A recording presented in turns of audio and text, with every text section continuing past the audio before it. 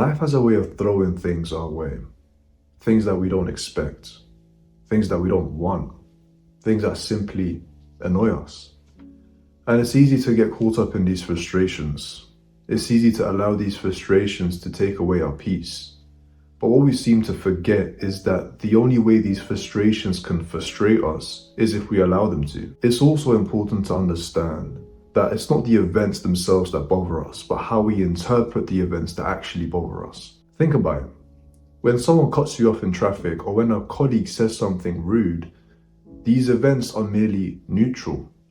What makes them so frustrating is the meaning and judgment that we attach to them. We label these things as annoying, as frustrating, as unfair, as rude, and as a result, we allow these things to dictate our emotional state. Now, this isn't to say that we should completely ignore our feelings, but it's important to understand that most of our emotional reactions tend to come from our own interpretations of these situations. The external events that we face don't have to control how we feel unless we allow them to. So now that we understand the essence of most of our frustrations and how most of our frustrations come from our interpretations, it's important to change our perception of these certain events. When something bothers you, take a moment to pause.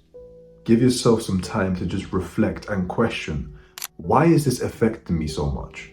Why is this bothering me so much? What is the reasoning? Once again, you often find that the intensity of your reaction often derives from your expectations, desires, and interpretations. Perhaps you expected someone to treat you better than they actually did. Perhaps you expected not to fail. Perhaps you expected a situation to be a certain way. But unfortunately, life doesn't really abide by our rules, our expectations, our desires. It has a mind of its own. It tends to want to do what it wants to do. It does what it does. And so given this, most of our expectations and desires lead to disappointment.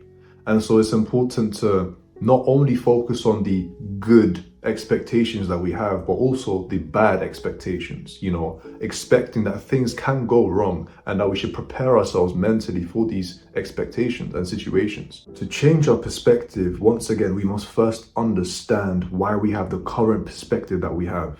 And something must have created this perspective. We may not have the answer, and that's understandable, but it's important to first understand the current perspective to create the new perspective. So once again, ask yourself, why is this particular situation affecting me so much?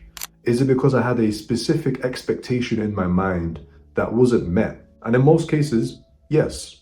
Our expectations are not being met, and thus has created this frustration within us, has created this perception. In Stoic philosophy, there's a common principle, a common teaching by Epictetus, known as the dichotomy of control.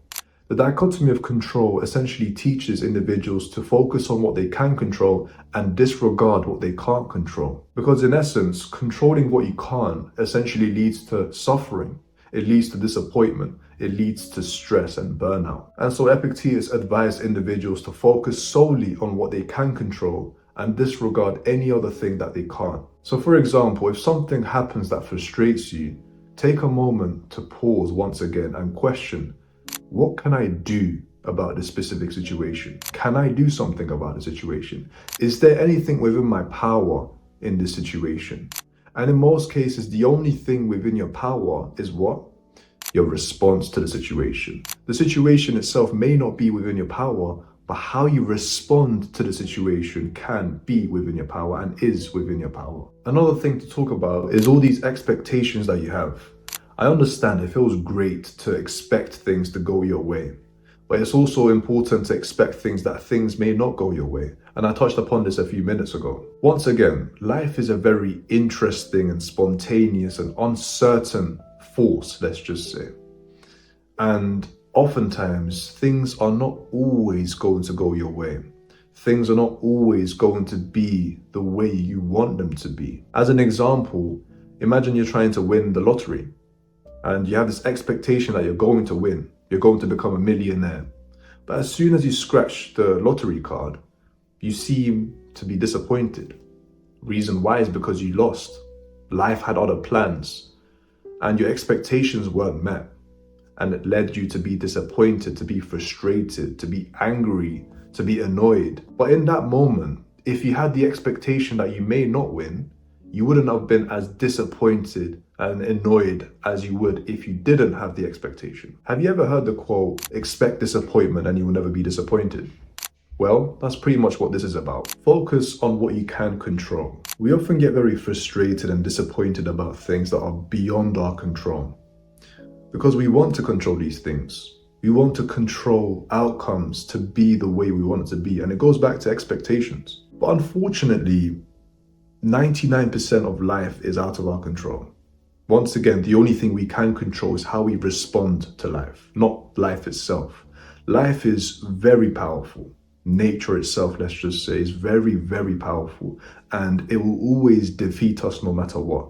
And so all we can ever do is abide by nature, abide by life. So as an example, imagine you have plans for today and you look out the window and see that it's raining.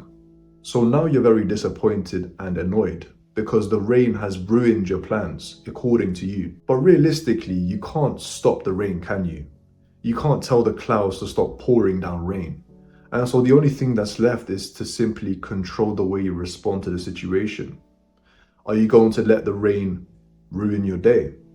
Or are you going to find a different approach to your plans for today? Develop self-awareness. If you want to stop letting things bother you so much, develop self-awareness.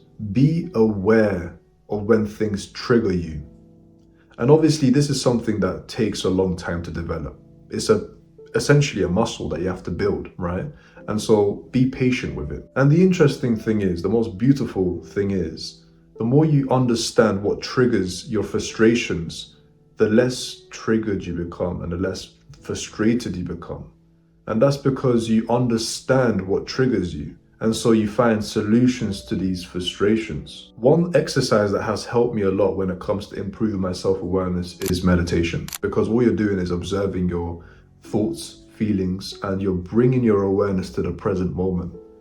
And so if you struggle with developing self-awareness, I highly recommend meditation. And if you want me to make a video on meditation and how to meditate, let me know. So imagine a situation has made you so frustrated, so angry. In that moment, obviously your mind is going to be clouded by so much emotion. Your judgment's also going to be clouded, but you're also going to have a sense of observation there. You have the ability to observe yourself. You have the ability to observe your emotions and thoughts and your actions and decisions. What I want you to do is take a moment to observe yourself. You're frustrated, acknowledge that. You're angry, acknowledge that. What do you do in those moments? How do you deal with those frustrations and disappointments?